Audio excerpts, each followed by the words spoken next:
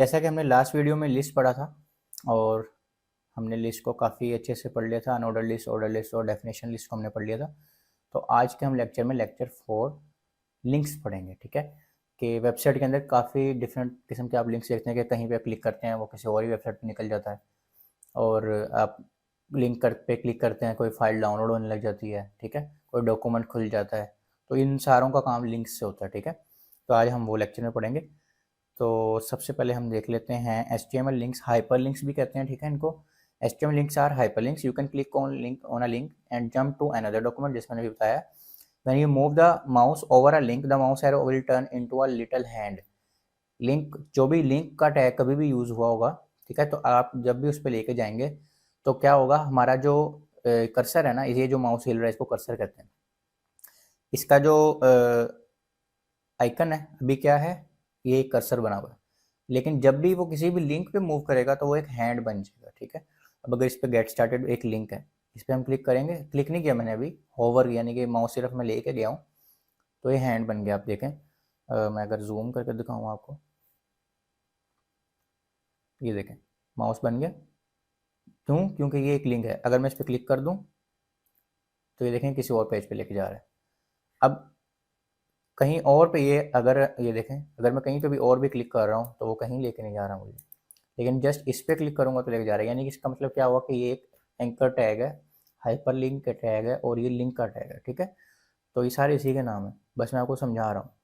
तो हम देखेंगे कि ये हम कैसे यूज़ कर सकते हैं अपनी वेबसाइट के लिए। अच्छा, सेंटेक्स इसका क्या है, ए का टैग हमने यूज़ करना है, सेल्फ क्लोजिंग टैग नहीं है ये।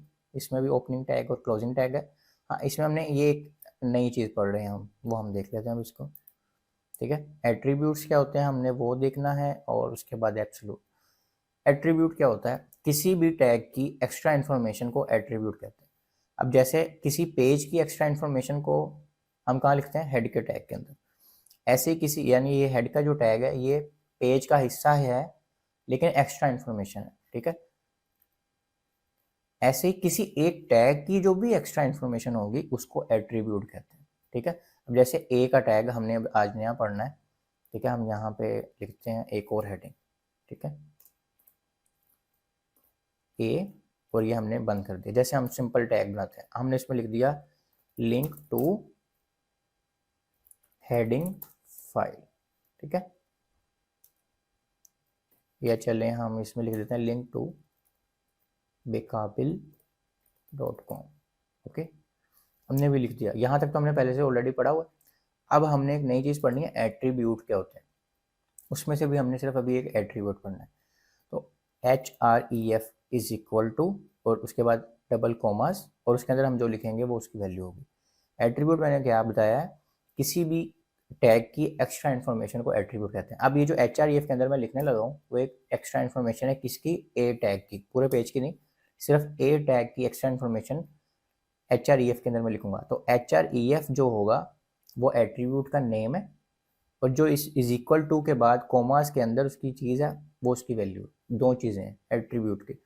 अब एट्रीब्यूट भी दो किस्म के होते हैं, एक में नेम और वैल्यू होगी, एक में जस्ट एक एक चीज़ होगी नेम, और वो प्री डिफाइंड होगी। प्री डिफाइंड का मतलब क्या है, वो उसका पता है ब्राउज़र को कि इसका मतलब क्या है।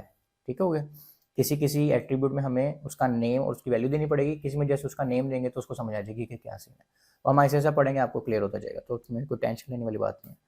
अब इसमें हमने क्या चीज़ थी कि हमने उसको बताया कि ये जो बेकाबिल.com है, हमने इस पे जाना है सपोज। ठीक है, तो हम इस HREF के अंदर बता रहे हैं कि इसको इस पे ले जाओ, किस पे ले जाओ, अब वो हम उसको वैल्यू देंगे। यहाँ पे हम उस वेबसाइट का लिंक दे देंगे जिस पे हमने लेके जाना है उसको। अब जैसे ये वेबसाइट है, ठीक है, इस वेबसाइट का अपने यूआरएल कैसे लेना है, ये ऐसे आ रहा है, इस पर डबल क्लिक करेंगे, ये सारा यूआरएल आ रहा है, इसको आप 3 क्लिक्स करें तो आपका सारा जो यूआरएल है ना वो सिलेक्ट हो जाता है। उसको Ctrl+C से कॉपी कर लें या राइट क्लिक से कॉपी कर लें। ठीक है, और इसको इधर ला के Ctrl+V से पेस्ट कर लें। अब HREF नेम हो गया, और ये जो सारा लिंक है ना, यूआरएल या लिंक जो भी पढ़ लें इसको आप, इसको वैल्यू कहेंगे। ठीक हो गया। दोबारा बता देता हूँ, एट्रीब्यूट एक्स्ट्रा इन्फॉर्मेशन होती है उस टैग की, उसमें हम नेम और वैल्यू भी दे सकते हैं और सिर्फ नेम भी दे सकते हैं। ये डिपेंड करता है कि आप कौन सा एट्रीब्यूट यूज़ करें, जैसे कौन सा टैग यूज़ कर रहे हैं।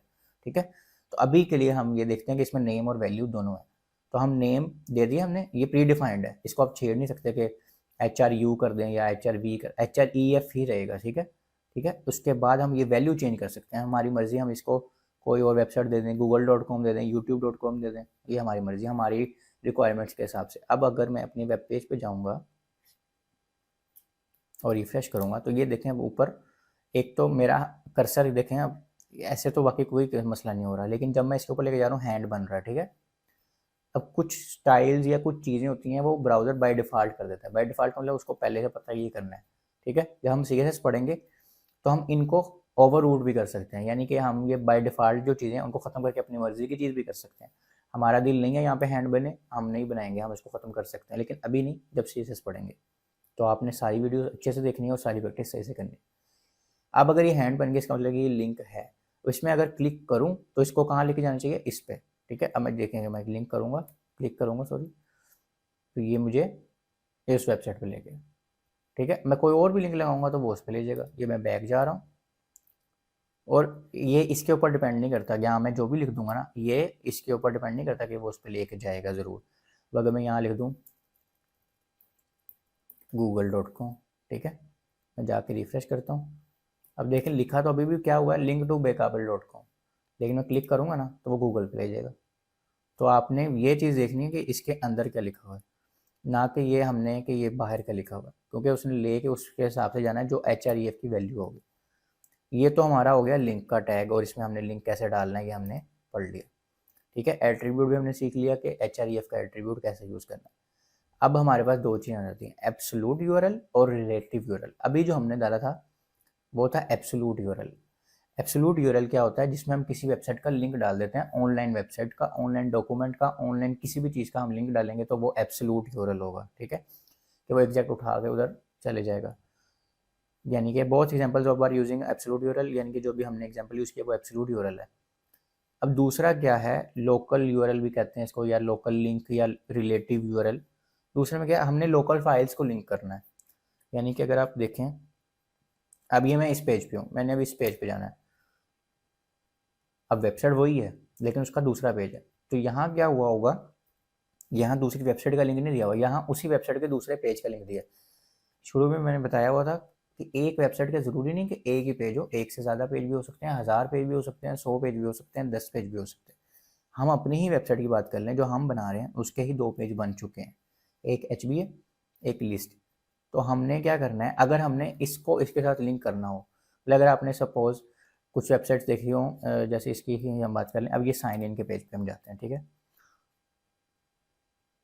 अब अगर आप ध्यान से देखें इसमें ये साइन इन, क्या यहाँ पे आपके पास अगर ऑलरेडी आपने अकाउंट बनाया हो तो यहाँ से साइन इन कर लें, वरना उसने यहाँ पे एक चीज़ दी है क्रिएट एन अकाउंट, कि अगर आपने साइन इन नहीं करना, आपके पास अकाउंट ही नहीं है, तो आप साइन अप कर लें, ठीक हो गया। ये हम साइन अप पे चले गए।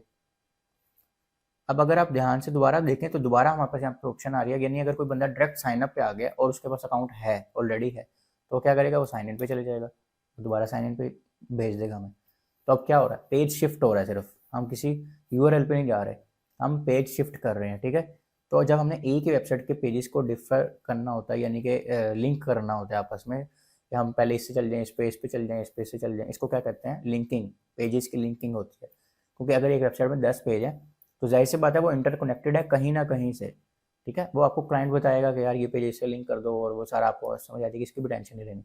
लेकिन अभी हम जस्ट समझ रहे हैं कि अगर हमारे पास ऐसा यूज़ केस आए कि हमने A1 पेज को 2 पेज के साथ, यानी पेज ए को पेज बी के साथ लिंक करना, तो हम क्या करते हैं, तो उसके लिए हम रिलेटिव यूआरएल यूज़ करते हैं, ठीक है। हमने अभी जो यूज़ किया वो है एब्सोल्यूट यूआरएल, अब हमने क्या यूज़ करना है, रिलेटिव यूआरएल। हम यहाँ पे एक हेडिंग देते हैं, रिलेटिव यूआरएल, ठीक है। और यहाँ पे हम ए का टैग लिखते हैं जैसे हमने पहले लिखा था, और हम यहाँ पे लिखते हैं, अब हमारे पास ये लिस्ट की फाइल खुली है, हमने ना खोले बगैर, HB की फाइल खोले बगैर हमने डायरेक्ट लिस्ट की फाइल से HB सर्विसेज में जाना है, HB फाइल के अंदर जाना है। तो हम क्या करेंगे, हम यहाँ पे कुछ भी लिख सकते हैं, लेकिन हम लिख देते हैं HB फाइल लिंक, ओके। अब हम चले जाते हैं HREF के अंदर, यहाँ तक हमने पहले से पढ़ा हुआ है। अब इसके अंदर हमने URL नहीं देना, हमने इसके अंदर एड्रेस देना है। दोबारा सुन लें, अब इसके अंदर हमने URL नहीं देना क्योंकि ये हमारे पास लोकल फाइल है, ठीक है। यहाँ पे हमारे पास लिस्ट की फाइल पड़ी है, ये साथ ही हमारे पास एचबीए की फाइल पड़ी है, तो हमने इसको सिर्फ एड्रेस बताना है कि यार ये साथ वाली फाइल पे चले जाओ, जैसे उसको बताना पड़ेगा ना, हमें कंप्यूटर को हमें हर चीज़ बतानी पड़ती है। अब इसका लिखने का तरीका है वो मैं सारा आराम आराम से समझाऊंगा, अपने ध्यान से सुनना है, अगर समझना है तो इसी वीडियो को रिपीट करके सुनना है। सबसे पहले हमने लिखना है डॉट, ठीक है, स्लैश, इसकी अपनी जुबान है ना तो हमने उसको समझना है। जब हमने डॉट स्लैश लिखना है ना, इसका मतलब है जहां मैं खड़ा हूं उसकी बात हो रही है, यानी जहां ये फाइल है। कौन सी फाइल? लिस्ट वाली फाइल, सिर्फ इस फाइल की बात हो रही है अभी। यानी वो बताना चाह रहा है अब जहां मैं खड़ा हूं वहां से बात शुरू करो, ठीक है, ना उस पिछले फोल्डर से ना अगले फोल्डर से, जहां वो फाइल है वहां से, ठीक है, यानी जहां मैं प्रेजेंट खड़ा हूं। अब लिस्ट की फाइल कहाँ खड़ी है? लिस्ट की फाइल HTML के फोल्डर के अंदर है, तो हम यानी कि बात कर रहे हैं कि HTML के फोल्डर के अंदर से बात शुरू कर रहे हैं हम। तो अगर हमने ऐसे करना है तो हमने लिखना है डॉट स्लैश। अब डॉट स्लैश लिख लिया, अब इसके अंदर, इस फोल्डर के अंदर जो चीज़ें पड़ी ना आप इसको एक्सेस कर सकते हैं। अब यहाँ पे एक फाइल पड़ी हुई है, एक फोल्डर पड़ा हुआ है, ठीक है, हमें तो फोल्डर की ज़रूरत ही नहीं है अभी हमें ज़रूरत है HBA की फाइल की। अब हमने यहाँ पे लिखना है डॉट स्लैश लिख दिया, अब उस फाइल का पूरा नेम लिख देना जो हमें वहाँ से चाहिए, अगर तो वहाँ सामने ही पड़ी है, अगर वो किसी फोल्डर के अंदर पड़ी है वो हम आगे देखते हैं। अभी हमारी फाइल कहाँ पड़ी है? बिल्कुल साथ ही पड़ी हुई है। अब ये साथ पड़ी है। अच्छा, अब जो आपके साथ वाले होते हैं ना, जैसे आपके बहन भाई, ठीक है, यहाँ पे भी वो बहन भाई हैं, उसको हम कहते हैं सिबलिंग्स। बहन भाई को इंग्लिश में कहते हैं सिबलिंग।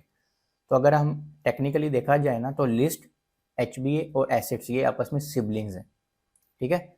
एसिड्स के अंदर जो पड़े हुए हैं वो एसिड्स के चिल्ड्रन हैं, ठीक है, मैं वैसे समझा रहा हूँ। और अगर हम और बैक पे चले जाएं तो ये जो HTML का फोल्डर है, HTML के फोल्डर के अंदर ये तीन चीज़ें हैं, तो यानी कि HTML के क्या हुए? चिल्ड्रन, यानी कि ये HTML के बच्चे हैं, ठीक है। और एसिड्स के ये दो हैं चिल्ड्रन, और ये तीनों आपस में क्या है? सिबलिंग्स हैं, ठीक है। अभी आपको इससे आसानी होगी समझने में। अब हम क्या कह रहे हैं कि जो लिस्ट का भाई है ना HBA, हमने उसको लिंक करना है, सिंपल सी बात है। तो हम उस फाइल का जो भी टोटल पूरा नाम है, अब फाइल का नाम HBA नहीं है, आप याद करें तो हमने फाइल का नाम क्या रखा था? HBA.html। किसी भी फाइल को लिंक करना है उसकी एक्सटेंशन साथ लगानी है, पीछे को इमेज हो, CSS की फाइल, HTML की फाइल हो, वीडियो हो, ऑडियो हो, एक्सटेंशन जो भी उसकी है वो साथ लगानी है। एक्सटेंशन कैसे देखते हैं, यानी इसका तो हमें पता है, हमने खुद बनाई है, लेकिन अगर आपको नहीं पता तो आप प्रॉपर्टीज़ में जा सकते हैं राइट क्लिक से, और यहाँ पे आपके पास फाइल आ रही है। टाइप ऑफ फाइल क्या है? क्रोम HTML डॉक्यूमेंट, और यहाँ उसने ब्रैकेट में लिखा हुआ .html, ठीक है। तो और यहाँ पे उसका नाम भी आ रहा है, तो हम लिखेंगे HBA.html, बस। ये अब उसको समझ आ गई कि लिंक हो चुकी है। इसको हम बंद कर देते हैं। ये हम लिस्ट के पेज पे जाके रिफ्रेश करते हैं। अब ये देखें ये हमारे पास आ गया HBL फाइल लिंक। इसके बाद जाके देखते हैं हमारा हैंड बनता है कि नहीं बनता, कर्सर बन गया, यानी यहाँ तक ठीक है। अब इस पर हम क्लिक करते हैं। अभी देखा, अब हमने खोली नहीं है वो फाइल, लेकिन ये फाइल हमारी HBA वाली खुल गई, यहाँ ऊपर टाइटल भी आ गया, ठीक है, और ये हमारी HBA वाली फाइल खुल गई। दोबारा करके देखते हैं, इस पर क्लिक करेंगे तो ये हमारी फाइल खुल गई। तो इसको हम सिंपल से कहते हैं रिलेटिव यूआरएल, यानी जब हमने फाइलों को आपस में लिंक करना होता है तो हम रिलेटिव यूआरएल यूज़ करते हैं। अगर हमने वेबसाइट से बाहर किसी चीज़ और को लिंक करना होता है जिसका यूआरएल ऑलरेडी हमारे पास होता है, यानी वो ऑलरेडी चीज़ डिप्लॉयड है, यानी उसका ऑनलाइन लिंक है हमारे पास, तो हम उसको क्या यूज़ करते हैं? उसका एब्सोल्यूट यूआरएल, यानी एग्जैक्ट HTTPS करके, जैसे अभी हमने यहाँ पे ये यूज़ किया, ठीक है। तो ये दो चीज़ें हमारी बेसिक्स हैं। अब हम थोड़ा सा इसमें फर्दर आगे मूव कर लेते हैं। अब हर दफ़ा तो ऐसे नहीं होगा कि वो हमारा बहन भाई होगा जिसको हमने लिंक करना है, वो हो सकता है वो हमारा चिल्ड्रन हो या हमारे भाई का चिल्ड्रन हो, ठीक है। अब इसको हम अप्लाई करके देखते हैं। हम ये देखते हैं यहाँ पे हम लिख देते हैं टेस्ट। एक और चीज़ यहाँ बताता चलो, जब भी अपने किसी फाइल का नाम लिखना है या फोल्डर का नाम लिखना है, ट्राई करना है कि उसके अंदर स्पेस ना हो, यानी टेस्ट टेस्ट HTML नहीं करना, टेस्ट HTML कर दें। समझ आई मेरी बात की? यानी कि बीच में स्पेस ना हो। हल हो जाएगा, एड्रेस भी लिख सकते हैं, लेकिन आपके लिए मुश्किल होगी, ठीक है। और ये अच्छी रिकमेंडेशन भी नहीं, हम नहीं रिकमेंड करते कि आप स्पेस डालें बीच में, ना फाइल के नेम में, ना इमेज के नेम में, ना टेक्स्ट के नेम में, यानी कि फोल्डर के नेम में, ना वीडियो के नेम में, ना ऑडियो के नेम, किसी चीज़ के नेम में स्पेस नहीं डालने। हाँ, आपका बहुत ज़्यादा दिल कर रहा है बीच में हाइफन डाल लें ऐसे, ठीक है, अंडरस्कोर डाल लें, जो भी चीज़ जलती हो वो आप डाल सकते हैं। और कुछ भी नहीं डालना तो इसको कैमल केसिंग कहते हैं, यानी कि पहले वर्ड और दूसरे वर्ड का, जो दूसरा वर्ड का पहला वर्ड है ना उसको कैपिटल कर दें। टेस्ट के बाद HTML का, यानी कि ये मैंने टेस्ट HTML लिख दिया ना, यहाँ से मैं आपको दिखाता हूँ, ये देखें टेस्ट HTML लिख दिया। तो ये टेस्ट का टेस्ट पहला वर्ड ठीक है, HTML का H कैपिटल कर देना। अगर 3 लफ्ज़ का वर्ड है आपका तो तीसरे का भी पहला वर्ड टेस्ट HTML CSS, इसको क्या कहते हैं, कैमल केसिंग। तो इस मतलब स्पेस ना डालने का ये भी मतलब कि हम यहाँ से भी देख सकते हैं कि हम अगर स्पेस नहीं डालनी तो हम इसको इस तरह भी हल कर सकते हैं। ठीक हो गया, मैंने आपको साथ ही हल दे दिया। अब हम बात वापस चलते हैं कि हमने HBase सर्विसेज हमारा भाई नहीं है, HBase सर्विसेज हमारे भाई का बच्चा है। ठीक हो गया, यानी कि इसके अंदर है। अब हम क्या करेंगे, अब हमने बात हमेशा शुरू कहाँ से करनी है, यहीं से। ठीक है, अभी तक के लिए, फिर बाद में बताऊंगा मैं। डॉट स्लैश, इसको हमने बता दिया कि हम अभी यहीं खड़े हैं, यहाँ खड़े हो गए। अब हम कहते हैं कि यार यहाँ पे एक मेरा भाई है, उसका नाम है टेस्ट HTML और CSS। जैसा नाम रखा है ना एग्जैक्ट वैसा लिखना है, लोअर यानी कि अगर आपने छोटी ABC लिखी है, बड़ी ABC लिखी है, एग्जैक्ट सेम लिखना है यहाँ पे। अब हमने क्या उसको बताया कि यार यहाँ पे मेरा एक भाई है, उसका नाम है टेस्ट HTML CSS। अब ये फोल्डर है, फोल्डर की कोई एक्सटेंशन नहीं होती, फाइल्स की होती है। किसी किस्म की फाइल की भी एक्सटेंशन ज़रूर होगी, फोल्डर की एक्सटेंशन नहीं होती। तो हमने ये सिर्फ फोल्डर का नाम ही लिखना है। अब हमने यहाँ तक हो गया। अब हम उसको कहेंगे यार इसके अंदर जाओ। अंदर जाने के लिए हमने क्या लगाना है, फॉरवर्ड स्लैश लगा दी। अब हमने अपने भाई, वो जो भाई के बच्चे का नाम लिखना है HBA.HTML। ठीक है, अब अगर हम ये लिख दिया हमने, अब एक दफ़ा इसको हम ख़त्म कर देते हैं, हम वापस अपनी जगह पे जाते हैं जैसे हम पहले थे। अब अभी मैंने क्या किया, फाइल यहाँ से ख़त्म करके इसके अंदर ख़त्म कर डाल दिया, यानी कि वो फाइल उस एड्रेस पे नहीं है जहाँ जो हमने लिखा। हमने क्या लिखा हुआ है, HBA.HTML, हमने वो फोल्डर वाली सारी कहानियाँ भी डाली ही नहीं है। तो हम जाके देखते हैं हमारा काम हो रहा है कि नहीं हो रहा। हम करते हैं रिफ्रेश, हम दोबारा HBA फाइल लिंक पे क्लिक करते हैं, जैसे हमारी पहले खुल रही थी ना फाइल, शायद खुली जाए। अब हमने ये क्लिक किया तो उसने क्या कहा, your file could not be assessed, यानी कि हमने एड्रेस गलत लिखा हुआ है। ओके, यहाँ पे जो हमने ये एड्रेस लिखा ना, ये गलत लिखा है। ठीक है, अब हम, क्योंकि हमें तो पता है हमने फाइल वहाँ से वैसे ही हटा दी, तो हम वो कैसे जाएगा वहाँ पर। तो हम अपना वापस सारा एड्रेस लिखते हैं जो हमने लिखा था, और अब हम ट्राई करके देखते हैं। रिफ्रेश लाजमी करना है। अब HBA फाइलिंग पे क्लिक करेंगे तो उसने फाइल खोल दी है। ठीक है, कैसे उसने खोल दी, क्योंकि अब हमने एड्रेस सही लिखा हुआ था। ठीक है, ऐसे ये जितने मर्जी फोल्डर आप आगे जाते जाएं, इसको सिंपल, कोई इतना कोई रॉकेट साइंस नहीं, आप इसको प्रैक्टिस करेंगे आपकी ये चीज़ भी क्लियर हो जाएगी। मैं एक नया फोल्डर बना देता हूँ, यानी कि यहाँ पे, यानी कि मैं कहता हूँ कि यहाँ पे एक और फोल्डर है टेस्ट के नाम से। ठीक है, test1 चलो, और ये फाइल इधर भी नहीं, इसके भी अंदर है। ज़्यादा से ज़्यादा क्या होगा, ये ख़त्म हो जाएगा। दोबारा से शुरू करके मैं बताता हूँ। यहाँ से उसने कहा ये मैं खड़ा हूँ, यहाँ पे मेरे पास मेरा एक भाई है टेस्ट HTML CSS, और उसके अंदर चले जाओ, और उसके पास भी एक फोल्डर है, उस फोल्डर का नाम क्या है, test1। ये जहाँ नीचे आपको शो हो रहा है ना, अपने इसके ऊपर भरोसा नहीं करना, आपके पास यहाँ पे आपने यहाँ से देखना है। उसके अंदर भी चले जाओ, उसके भी अंदर जाने के लिए हम फॉरवर्ड स्लैश लगाएंगे, और उसके बाद जो बच्चा है ना उसका नाम है HBA.HTML, उसको कर दो लिंक। ठीक है, तो हम दोबारा जाएंगे, रिफ्रेश करेंगे, HBA फाइल पे ये खुल गया। ठीक है, इसी तरह है बस अब इसमें एक चीज़ रह गई है कि अब ये तो सारी चीज़ें हो रही हैं आगे की, या आपके साथ खड़ा हुआ है या उसके अंदर खड़ा हुआ है। यानी कि अगर हम यहाँ चले जाएँ वापस, तो हम इसकी बात करें ना लिस्ट फाइल की, कि इसके साथ अगले बंदे का क्या ताल्लुक है। तो या तो वो उसके साथ खड़ा हुआ है, यानी ये इसके साथ ही खड़ा हुआ है ना, या उसके साथ के अंदर खड़ा हुआ है, या उसके भी अंदर खड़ा हुआ है। पर अगर हम बात करें कि वो उसके पीछे खड़ा हो तो क्या होगा। ठीक है, यानी कि हमारे पास बेकाबिल.com के अंदर एक HTML का फोल्डर है। ठीक है, उसके अंदर ये सारी गेम खेल रहे हैं हम कहते हैं कि ये HB है, ये लिस्ट इसके अंदर है, हम कहते हैं कि ये बाहर हो। ठीक है, यहाँ पे एक फाइल है, हमने उसको एक्सेस करना, यानी हम यहाँ पे एक फोल्डर बाद में चलेंगे। हम ये जो फाइल है ना, इसको यहाँ से निकालते हैं,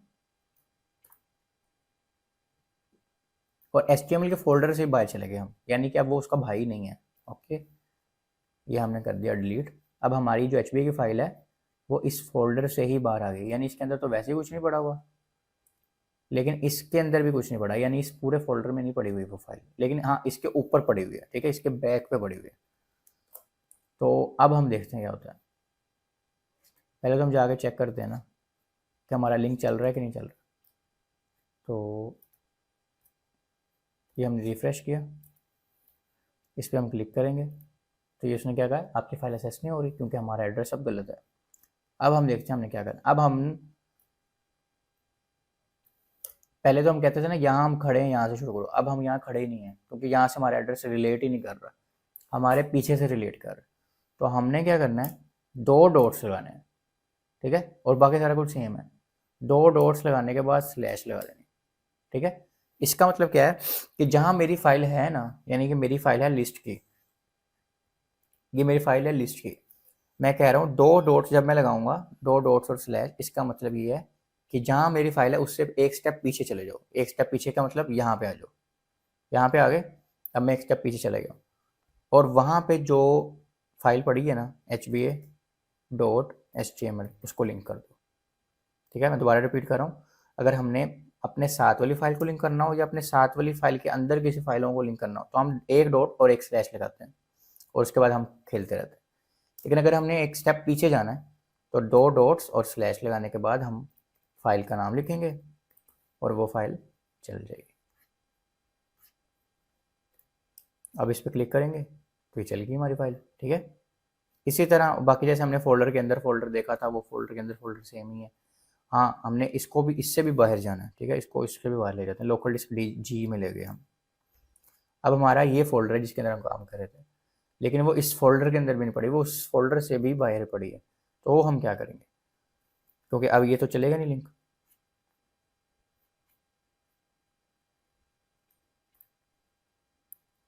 ठीक है, हमारा एरर आ गया, हम वापस बैक जाएंगे। अब हम उसको क्या बताएंगे कि यार आपने करना क्या है। अब ये जो फाइल पड़ी है, आप ध्यान से देखें, हम लिस्ट, हमेशा लिस्ट के हिसाब से आपने सोचना है। जिस फाइल में आप लिंक कर रहे हैं, अब लिस्ट में कर रहे हैं तो इसमें हम लिस्ट के हिसाब, इस फाइल के हिसाब से अगर हम सोचें तो एक स्टेप पीछे, 2 स्टेप पीछे, 2 स्टेप जा रहे हैं पीछे, पहले एक स्टेप जा रहे थे हम।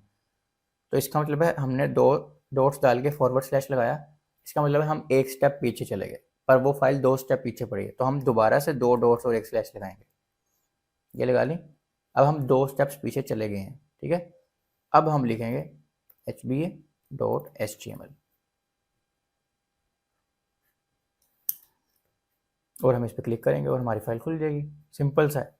अगर आपको ये समझ नहीं आई ना तो आपने जस्ट वीडियो रिपीट करनी है, आपको समझ आ जाएगी। ऐसा ऐसा प्रैक्टिस भी करनी है, जैसे मैं सारा एक एक प्रैक्टिस करा रहा हूँ, ठीक है। तो ये सिंपल सा है, पर इसमें थोड़ा सा ट्रिकी ये है कि हमने ये एड्रेस डालना सीखना है। अब ये फाइल जितने मर्जी स्टेप्स पीछे हो या जितने मर्जी स्टेप्स आगे हो या जितने मर्जी फोल्डर्स के अंदर हो, आपको वो करना आगे। अगर फोल्डर होगा तो फोल्डर का नाम, उसके साथ फॉरवर्ड स्लैश। अगर फॉरवर्ड फोल्डर नहीं है तो फाइल का डायरेक्ट नाम उसके एक्सटेंशन के साथ। एक और मैं करके दिखा देता हूँ कि अगर बैक साइड पे भी फोल्डर के अंदर हो तो इसको वापस हम फोल्डर के अंदर लेके जाते हैं और यहाँ पे हम एक फोल्डर बनाते हैं न्यू फोल्डर के नाम से, या चलो इसको हम न्यू के नाम से बस कर देते हैं और इसके अंदर ये फाइल रख देते हैं। तो अब दोबारा देख लें कि लिस्ट से बैक स्पेस हम एक स्टेप जा रहे हैं, उसके अंदर एक फोल्डर है और उसके अंदर वो फाइल है। तो अभी तो हमारी नहीं चलेगी, हम दोबारा चला कर देख लेते हैं।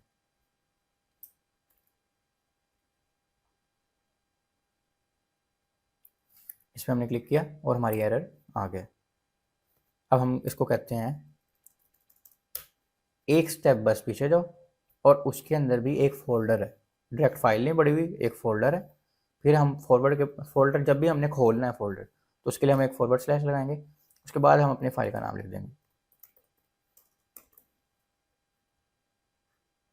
हम रिफ्रेश करेंगे, इस पर क्लिक करेंगे तो हमारी फाइल खुल गई। तो इस तरह हमने ये सारा एड्रेस अपने हिसाब से, जैसे भी हमारी फाइल, क्योंकि मैंने आपको कहा है हज़ारों फाइल भी हो सकती हैं, 10 फाइल भी हो सकती हैं, एक फाइल भी हो सकती है, तो ये डिपेंड करता है आपकी रिक्वायरमेंट्स पे कि अब आप कर क्या रहे हो, सही है। तो उस हिसाब से ही आपने करना है। इसको हम वापस अपनी वापस जगह पे ले जाते हैं ताकि अगले लेक्चर्स में हमें इसका काम जो भी है हमने वो करना है। इसको हम करते हैं डिलीट और इस फोल्डर को भी हम करते हैं डिलीट और इसको हम दोबारा से सही लिंक कर देते हैं। तो एक स्लैश आएगी और एक फॉरवर्ड डॉट आएगा और उसके बाद hba.html। तो ये एड्रेस सारा रिलेटिव में थोड़ा सा ट्रिकी सा है, लेकिन वो भी आपने क्या करना है, आपने वीडियो बार बार देख लेनी है ताकि आपको समझ आ जाए। और इसमें कोई रॉकेट साइंस नहीं है जो आपको समझना है। मैंने काफ़ी डिटेल से और हर जो भी यूज़ केस हो सकता था मैंने सारी एग्जांपल इसमें डाल दिए ताकि आपको सही से समझ। उम्मीद है आपको समझ आई होगी, और अगर नहीं समझ आई तो आप पूछ सकते हैं। मिलते हैं अगली वीडियो में। अपना बहुत सारा ख्याल रखिएगा। अल्लाह हाफिज़।